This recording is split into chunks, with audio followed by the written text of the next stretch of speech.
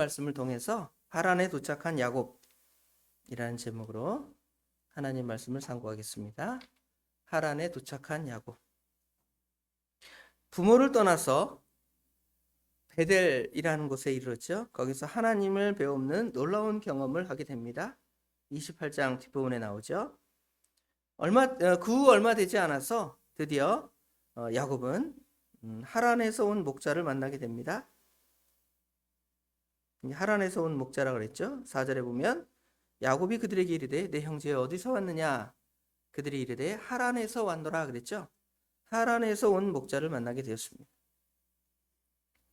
야곱은 지금 이 하나님께서 허락하신 가나안 땅을 떠나서 동방 사람의 땅에 이르게 되었습니다. 여기 동방 사람의 땅이라는 정확한 의미는 사실은 이제 메소포타미아, 오늘날 티그리스 유프라테스강 유역을 가리킵니다. 그런데 정확하게 이 동방 사람의 땅은 그 땅을 가리키기도 하지만 그 지역 사람들이 이제 영역을 넓혀서 넓게 땅을 차지하고 있어서 심지어 하란 지역까지 그들이 이 땅의 영역을 차지하고 있기 때문에 그 지역 역시 동방 사람의 땅이라 이렇게 지명을 붙이게 된 것이죠. 그래서 야곱이 굳이 여기 지금 오늘날 이란 지역까지 내려왔다 이렇게 생각하기보다는 훨씬 그 북쪽인 그 오늘날 이라크 지역 하란에 이르러서 거기서 지금 살고 있는 라반 식구들을 만나게 되는 장면을 우리가 생각해 볼 수가 있습니다. 그러나 역시 그곳 역시 그 영향력이 당시 컸기 때문에 그냥 성경에는 동방 사람의 땅이라고 이렇게 말하고 있습니다. 완전히 하란 땅에 이른 것은 아니고 하란 근처 좀만 더 가면 이제 하란 땅에 이르는 것이 되었고 그 근처에서 오늘 아까 4절에 읽었던 하란에서 온 목자를 만나게 되었습니다. 우리가 하란을 생각하면 하란은 어떤 곳이냐면 하나님께서 아브라함을 갈대아 우르에서 부르죠. 불러서 이제 처음부터 가나안 땅으로 바로 직행하는 것이 아니라 하란이라는 곳에 이르러서 거기서 어느 정도 머문 것을 우리가 알 수가 있습니다. 믿음의 조상 아브라함이 하나님께서 불러서 완전히 이제 그 땅을 떠나서 가나안 땅에 이르기 전에 이뤘던 과거에 살던 땅, 그곳이 바로 하란이라는 것입니다. 아브라함이 이곳을 떠난 지 이제 3대가 지나서 다시 그의 손자 야곱이 그 땅에 이르렀습니다. 그 전까지는 아무도 그 땅으로 돌아가지 않고 그 후대 사람도 다 하란으로 돌아가지 않고 이스라엘 백성들은 바벨론 포로가 잡혀가거나 아니면 애굽에서 종살이 하기 전까지는 이스라엘 백성들은 이 가나안 땅을 떠나지 않고 하란에 가지 않았습니다. 그러나 유일하게 그 아버지가 그 조상 아브라함이 살던 곳으로 돌아갔던 유일한 인물은 오늘 보면 야곱이라 할 수 있습니다. 오늘 야곱이 왜 하란에 가게 되었는지는 우리가 이 말씀을 쭉 읽어보면 여기까지 상고해 본 것을 통해서 생각해 볼 수가 있죠. 자기 형 에서가 죽이려 한다.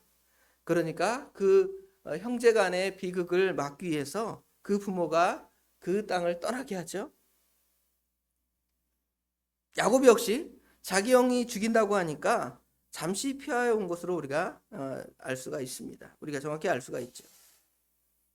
그러나 하나님께서는 한편 야곱을 그 땅에 보내서 거기서 이제 결혼하고 신부감을 데려오기를 원했던 것 같습니다.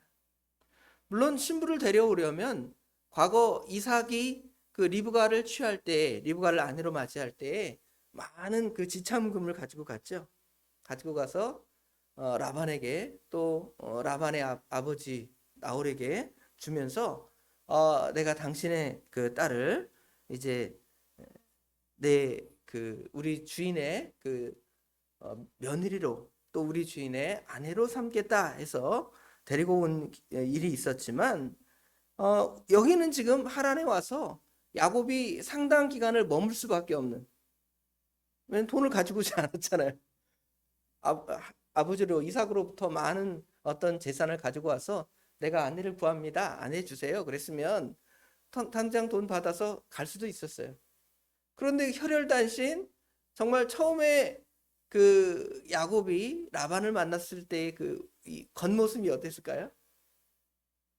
아무것도 집에서 뭐 누구 사람을 거느리고 온 것도 없고 음식이나 옷이나 이거 챙기지 않고 자기 혼자 온 것 같아요. 그러니까 거의 한 달 동안을 그 길을 달려왔으니 그 모양이 어떤 모양일 것 같아요? 거짓골일 수도 있어요. 그렇죠? 그래서 나중에 이제 라반이 이걸 다 확인하고 얘기 들어보니까 진짜 내 조카 야곱이구나. 그래서 인정해 주는 거지. 처음 딱 외모로 볼 때 제가 내 조카라고 하는데 진짜 내 조카일까? 의심할 수 있을 수도 있어요. 그런 야곱이 왔으니까 야곱에게 그냥 내 딸 너 당장 결혼해라. 그렇게 줄 수가 없죠. 그러니까 거기서 우리가 잘 아는 대로 아내를 얻기 위해서 무려 14년 봉사를 하죠. 속아서 처음엔 7년만 일하면 됐는데 7년 또 두 번째 아내를 얻기 위해서 7년 또 거기 떠나기까지 6년 더 일하면서 거의 20년간을 이렇게 거기 머물렀다고 이렇게 성경은 말씀하고 있습니다.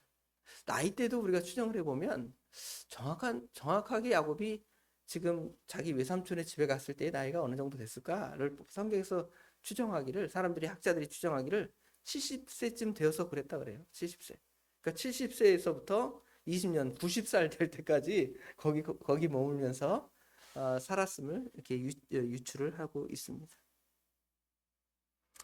그의 조부 아브라함은 100년 전에 하나님의 말씀만 붙들고 이곳으로 왔습니다.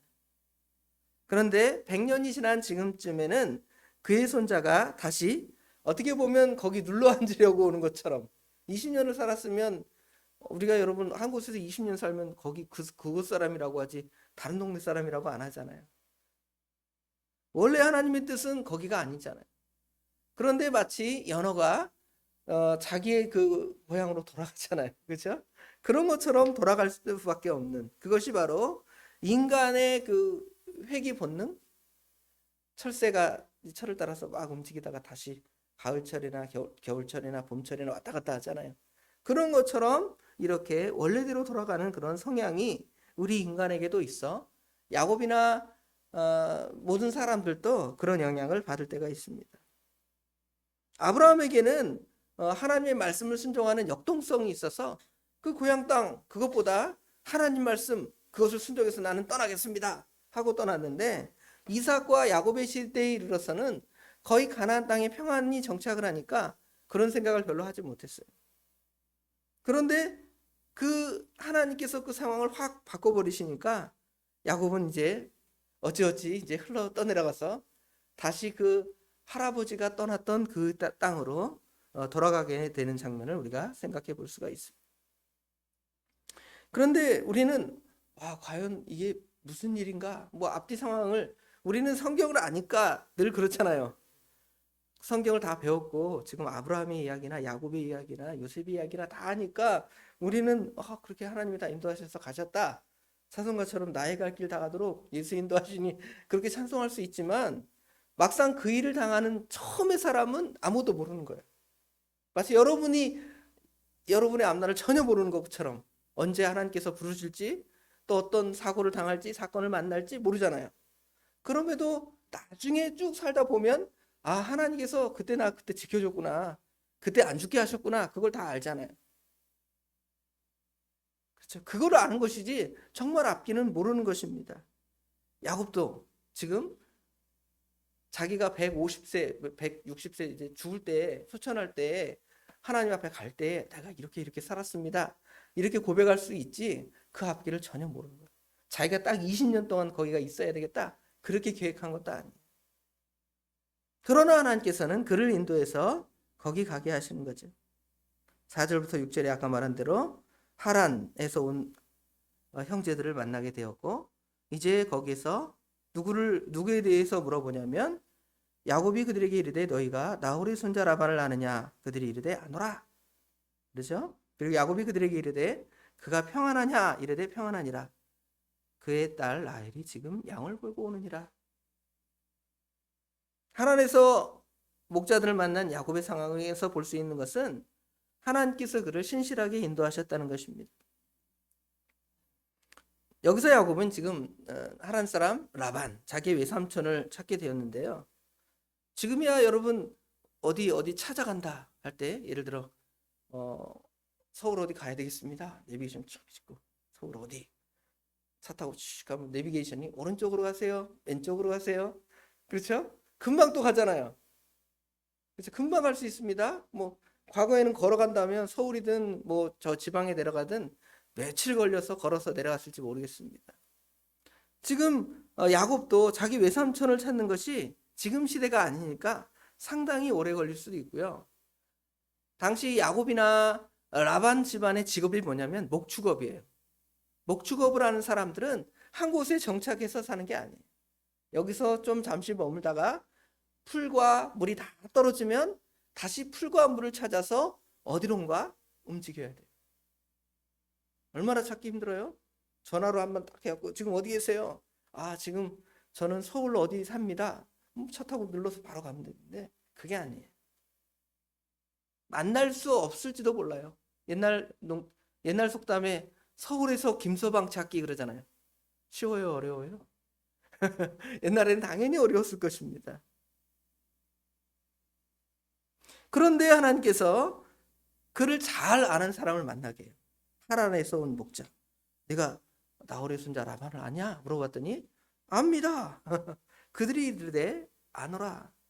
그리고 심지어 아는 것으로 고쳐서 어디 있지? 저기 지금 서울 무슨 종로 어디에 산다는데 뭐 이 정도로만 아는 게 아니라 어떻게 하는 거예요? 여기 6절에 보니까 야곱이 그들에게 이르되 그가 평안하냐 할 때 평안하다. 지금 잘 지내고 있습니다. 그 집 식구들이 문제가 없이 잘 살고 있습니다. 이런 이야기를 들을 뿐만 아니라 그의 딸 라헬이 지금 양을 몰고 여기로 우리 있는 이곳으로 오고 있습니다. 이런 소식을 듣게 되는 것이죠. 야곱은 자기가 방황한다고 생각하지만 하나님께서는 사실 정확히 그의 걸음을 세시고 인도하시는 하나님이십니다. 비록 눈에 보이지 않았지만 하나님께서는 야곱의 삶을 인도하시고 책임지시고 계신다는 것을 우리가 볼 수가 있습니다. 이거를 야곱이 알았다면 야곱이 어떻게 했을까요? 하나님을 의지하고 하나님의 선하신 뜻을 따라 순종하며 살았을 것입니다. 그런데 야곱의 삶은 어땠을까요? 20년 동안 어떻게 살았어요? 야, 자유다. 이제 나를 억울하는 아버지도 없어. 야, 아버지 이삭은 어떻게 보면 선지자예요.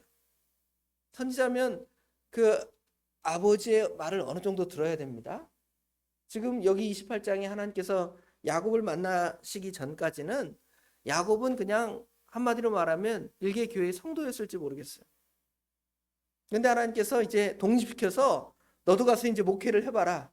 신학교를 졸업하고 이제 목사를 시켜놓은 거예요. 그랬으면 이제 가서 자기가 하나의 교회라고 생각하고 자기 외삼촌의 집안, 라반의 집안을 가서 이제 하나님께서 나를 여기 인도하셨으니 여기도 지금 하나님의 집안으로 만들어야 되겠습니다. 이런 생각이 아니라 오히려 내가 이제 아버지도 떠났고 내 마음대로 한 20년 동안 자식도 키우고 결혼도 하고 좀 평안히 좀 살아보자 하고 왔습니다. 자유를 만끽하러 왔습니다. 어떻게 보면 목회자의 자녀가 그럴 수 있습니다. 저도 이제 목사의 아들이었으니까 어릴 때는 아버지가 목회하는 지역으로 따라 가죠. 거기서 아버지가 어떻게 하겠어요? 뭐 너는 목사의 아들이니 일해야 된다. 주일날은 교회 저기 가면 안 된다. 공부 열심히 하지만 신앙생활을 잘 해야 된다. 본이 돼야 된다. 한 대학교 됐습니다. 이제 나는 지방으로 가겠습니다, 아버지. 거기서 내가 믿음으로 살겠습니다. 그게 아니라 이제 아버지를 떠났으니까 내가 거기 가서 내 마음대로 뭐 아침에 일어나고 싶은 대로 일어나고 자고 싶은 대로 자고 그죠? 놀고 싶은 대로 놀고 자유를 누리는 거 아니에요? 아마 야곱도 그런 마음으로 지금 여기 왔던 거예요. 사실은 하나님께서 야곱을 독립시켜 줄 때 하나님을 만나 뵙게 했잖아요. 베델에서 돌베개를 베고 잘 때 나는 아무것도 없는 것 같은데 하나님께서 나타나서 하나님의 뜻을 보여줬으니까 이제는 나도 하나님을 만난 나의 하나님을 배운 자이니까 나도 하나의 선지자로서 하나님의 뜻을 나타내는 사람이 돼야 되겠다. 이래야 되겠는데 그렇지 않아요. 오히려 그 하나님의 말씀의 멍에를 떠나서 무슨 멍에를 나중에 매게 되냐면 죄의 멍에를 매게 돼요. 결혼하는 것 때문에 매이고 나중에 삼촌한테 또 속잖아요. 두 번이나 속잖아요. 속아서 또 거기 10몇 년, 20년을 거기 속아서 그렇게 매이게 되는 거예요. 하나님께서 야곱에게 주신 그 재산이 있잖아요. 나중에 20년 동안 많은 재산을 거느리고 돌아와요. 야곱이 자기 외삼촌 꾀를 막 해가지고 양을 막 속여가지고 하고 그렇게 안 했어도 하나님의 뜻이면 거기서 야곱을 거부로 만들까요? 못 만들까요? 만지실 수 있잖아요.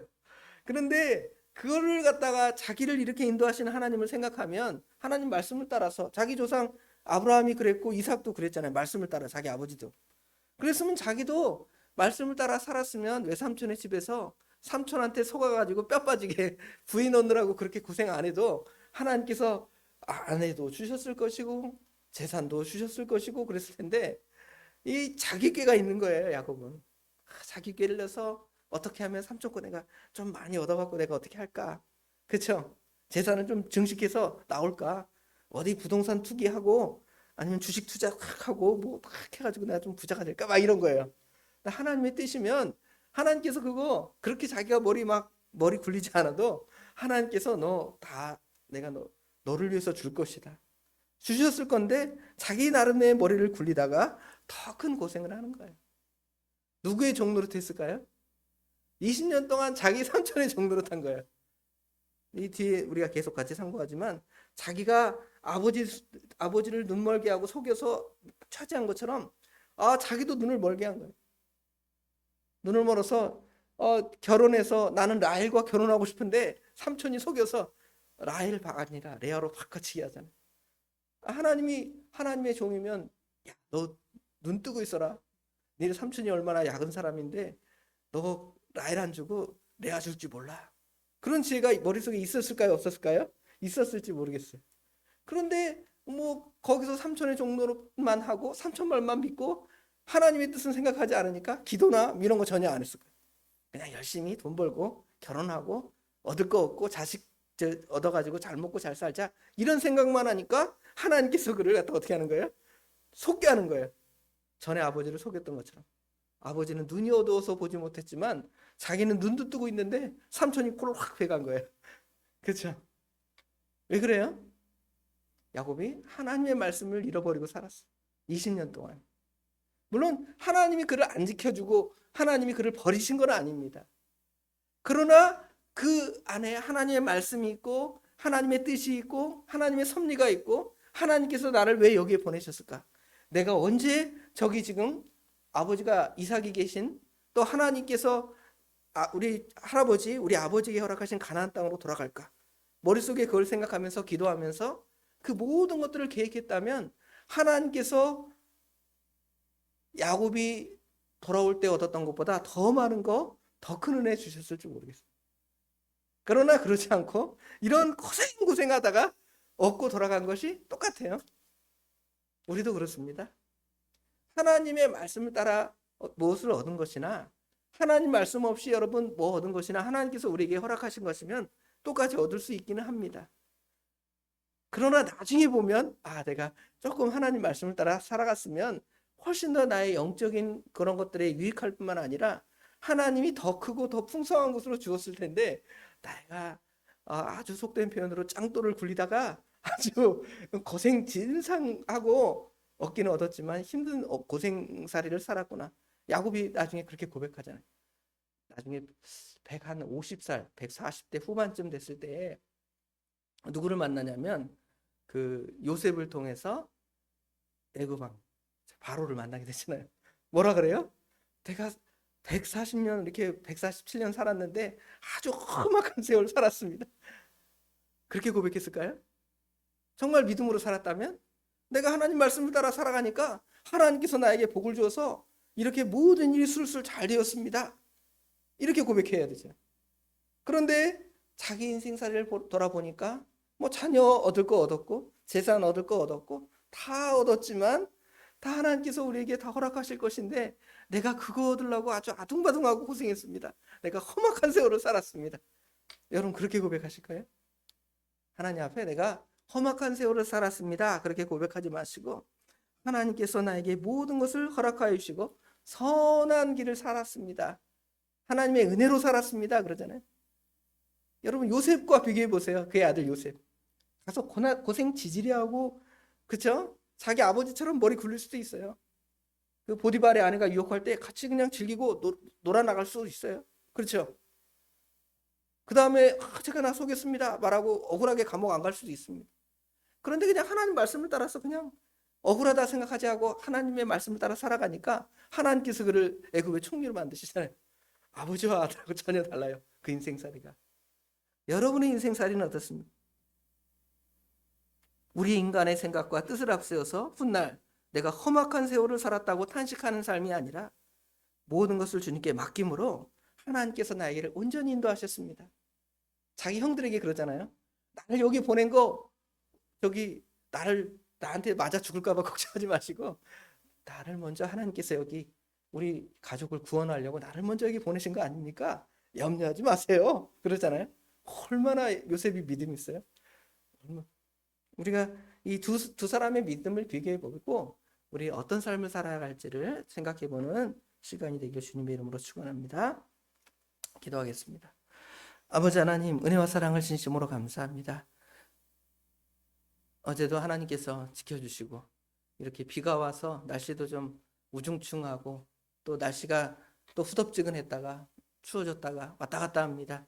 우리의 건강을 상실할 수도 있고 어려움 당할 수도 있지만 그래도 하나님께서 지켜주셔서 하나님께 나아오게 하시고 기도하게 하시고 하나님의 선한 뜻을 찾아갈 수 있도록 은혜를 주신 것 감사합니다. 오늘 야곱의 삶을 통하여 하나님께서 그를 순탄하게 자신을 드러내시고 보여주실 뿐만 아니라 그가 아버지를 도망하고 형을 도망해서 먼 땅에 왔지만 하나님께서 하나님에 갈 때까지 그 길을 선하게 인도하시며 악한 자에게 손해보지 않게 하시고 하나님의 섭리 가운데 그 길을 인도하셨다면 자기가 하란에서 언제 주님 앞에 돌아가야 할지 그리고 하란에서 자기 삶, 자기 아내를 얻고 가족을 만들어 가는 그 일을 하나님께 맡기며 하나님의 선하신 뜻이 무엇입니까를 찾고 구하는 선지자의 사명을 감당했다면 아버지 하나님 그렇게 고생하지 않고 선한 답을 얻었을 터인데 아버지 하나님 나는 자유를 얻었다. 내가 이제 모든 계획을 세우고 내 뜻대로 무엇을 해보겠다고 이렇게 해 나갈 때에 20년 동안 자기 삼촌 라반의 종살이를 할 수밖에 없었고 자녀를 얻는 일이나 아내를 얻는 일 때문에 아버지 하나님 주님과의 교통하는 일이 상당히 많은 지장을 받았고 큰 고통도 당하였습니다. 그래서 마지막 날에 그의 인생살이를 고백할 때에 내가 험악한 세월을 살았습니다 하고 그렇게 고백했던 아버지 하나님 야곱의 모습이 우리의 모습이 아닙니까?